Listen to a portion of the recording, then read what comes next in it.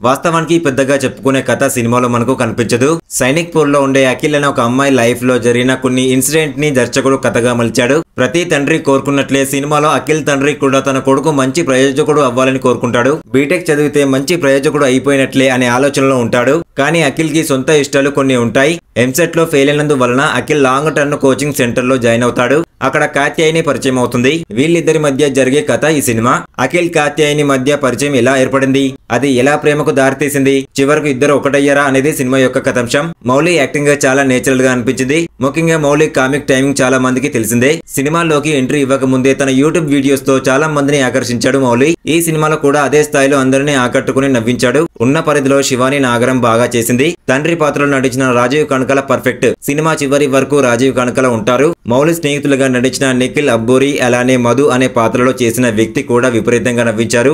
ముఖ్యంగా మధు అనే పాత్ర కామెడీ టైమింగ్ బాగా వర్కౌట్ అయింది. ముఖ్యంగా ఈ సినిమాకి మంచి ప్లస్ పాయింట్ సంజిత్ అందించిన మ్యూజిక్. పాటలు చాలా అద్భుతంగా ఉన్నాయి. కొన్ని చోట్ల బ్యాక్గ్రౌండ్ స్కోర్ కూడా బాగుంది. ముఖ్యంగా ఒక సాడ్ సాంగ్ ని ఫన్నీ వేలో కంపోజ్ చేసిన విధానం ప్రేక్షకుడిని విపరీతంగా నవ్వించింది. బాధనే ఆనందాన్ని ఒకే పాటలో చెప్పడం కొత్తగా అనిపించింది.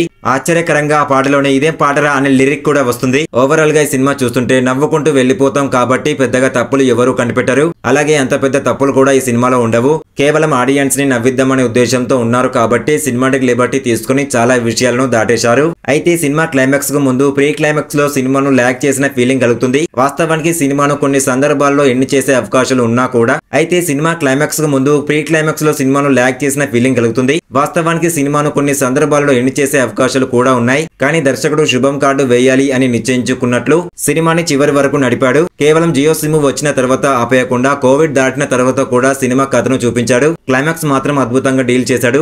ముఖ్యంగా క్లైమాక్స్ లో కూడా నవ్వులు పోయించారు.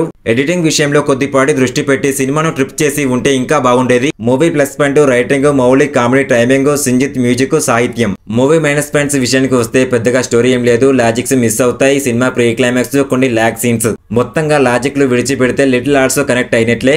రివ్యూ మీకు నచ్చినట్లయితే ప్లీజ్ ఒక లైక్ చేసి సబ్స్క్రైబ్ చేసుకోండి. Thank you.